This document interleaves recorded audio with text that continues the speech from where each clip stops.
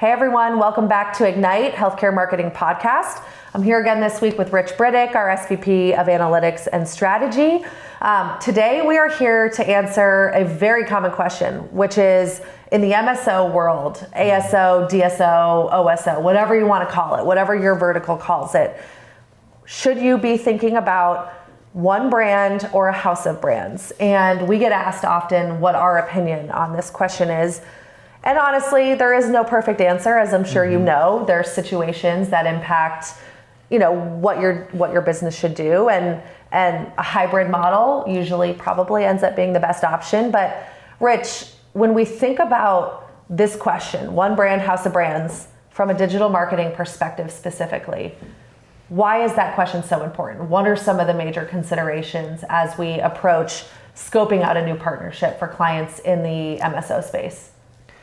Yeah, so if you've got a multi-location single brand, that is typically a lot less complex than if you have a house of brands, a multi-location client, right? So essentially, if we're having to do digital support for, up to like 40 or 50 brands that sit within a single house, that's much more tricky than doing, a single brand that has 50 locations, especially if there's upper funnel considerations. So if we're running disruptive marketing through Facebook or display, and we have to have assets that are branded by that individual location, from an operational point of view, that's much more tricky.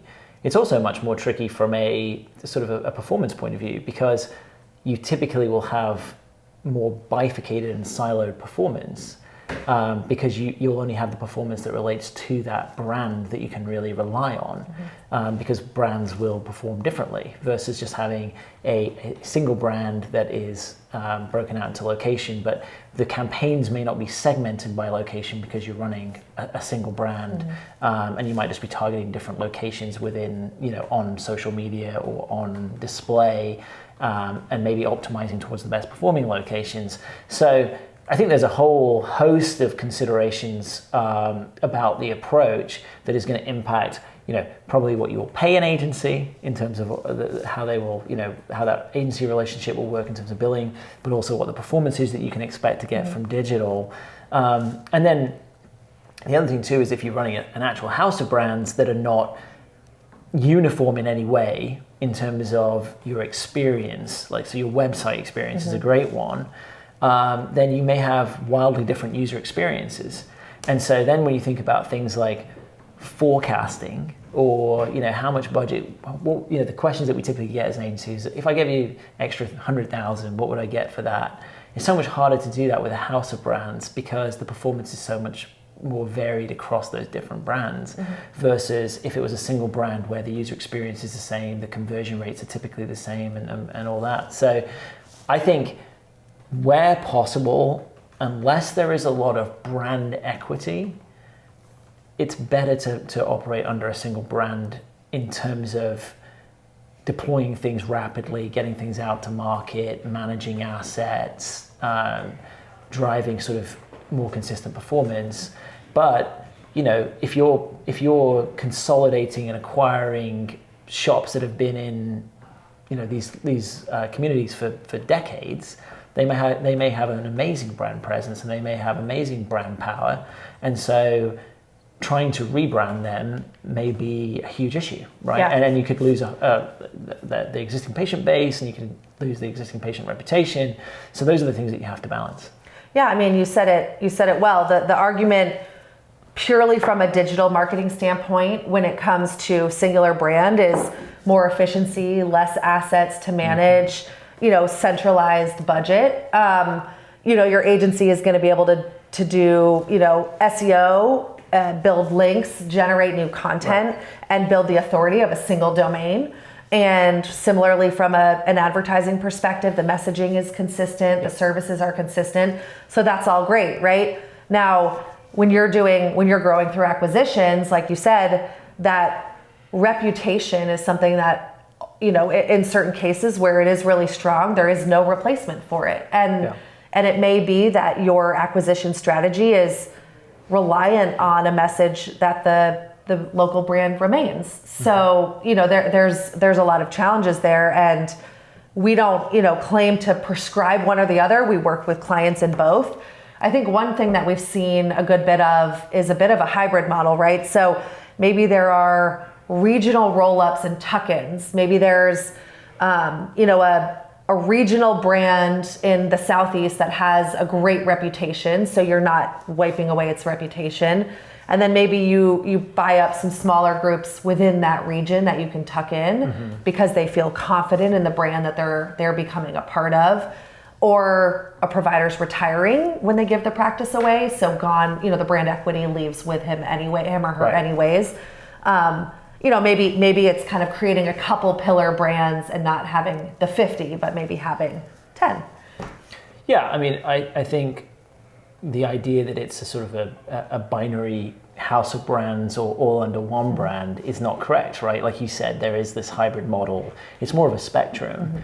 And I think one of the things that we've seen is huge DSOs who will co-brand some of their locations, as an example, and will do it regionally based on, and I think initially the marketing requirements. I think actually like branding requirements, but then it was determined that actually co-branding with the main provider, with the owner, was preferable.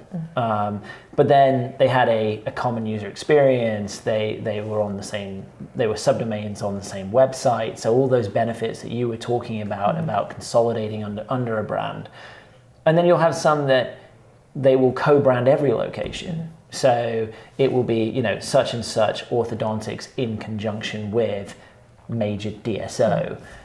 So I think you don't have to go to one end of the spectrum or the other, right? I think I think maybe you don't even have consistency inside of your own system. You can have different rules and you can have different kind of configurations of this. So I think, again, and I kind of mentioned this on the previous podcast, communication with your agency and everyone who's working on the account is so important if you have a kind of a nuanced configuration like that, right? Because your agency might not understand why are these non-branded and why are these branded, what's the benefit? And I think, again, if you can educate everybody who's working on your account as to why you have things set up in such a way, and also educate them if there's any plans in the future to change those things, that would be massively beneficial to them in giving them that context to then operate from. Yeah, if you listen to the podcast regularly, you've heard Alex and I talk about top things that new marketers can do or new MSOs can focus on. And one of the things that we recommend often is if you're retaining separate brands, to really tackle your website platform and make that uniform, which you mentioned obviously helps significantly with user experience, consistency. There's also the whole tech stack that lives behind everything we do that in the case of house of brands tends to be disparate and make it even more complicated. What are some of the things that you've seen, whether it's, call tracking or EHR, form scheduling, online booking? I mean, that's where things really get to a place where it's so complex that it's really hard to think about any economies of scale. Each business just becomes its own true, entity that you need to market for. Yeah. When you talk about tracking and multi-brand, it's somewhat triggering. Yeah. Bringing you back to a dark place. Yeah, exactly. No, I mean, tracking is a huge challenge if you have a ton of disparate brands, and in particular, if they have different websites that are built in different ways. And we've definitely had situations where we'll have 50 Google Analytics accounts that we are porting in, and every single analytics goals within those accounts are set up differently. They don't marry to each other, but then the client will want to see the data aggregated across all of them. But it's like, how do you add this goal to this goal when they're not really the same? They're kind of different. So how do you categorize all that? So yeah, you can create huge complexities by having not just a multi-brand approach, but if you're just essentially inheriting websites from these brands that you've acquired and you're keeping them on different platforms, maybe they've got different hosting, the nightmare scenario can come true in a quite real sense quite quickly. So I think, if you're going to go down the multi-brand approach, the chances are if you're a large company and you're inheriting a small practice, the chances are you probably already have a much more sophisticated website. You probably have a much more a sort of much more proven user experience that is a lot more effective at converting patients than that practice did, because that practice is probably built on the reputation of that provider. It's probably not something that they've put a ton of money into or a ton of effort into. So what I would say is have a replatforming strategy when you're acquiring brands, even if you plan to stay multi-brand, because it's amazing how you'll see so many MSOs that may have 50 brands underneath them and none of them have been replatformed. And so the amount of extra work that you're creating to try and then measure everything correctly, set it up, aggregate it, report out on it is staggering. And the replatforming, we use that often when it comes to the websites, but call tracking solutions, form tracking solutions, obviously EHRs are a whole different operational consideration that we don't tend to get involved in, but the MSOs that are streamlining operational technologies, that's a huge impact on and benefit from a marketing perspective. But even just these front end platforms, reputation management software, listing management software, all of these things can be unified. So there are definitely ways to make it less painful. I always say to clients that are starting new MSOs, like, you guys are small now, you can do all of this now. Do you know how painful it is, when you do have 10, 20, 30 sites to then consider some of these things then. So do it while you're small. Yeah, exactly. Create the user experience you want and then replicate it out as you acquire those new brands. All right, Rich, like most of our topics, there's plenty more we could say here, so we'll put it on for a future podcast. But thank you guys for listening. Like, comment, subscribe wherever you're listening, and tune in next time.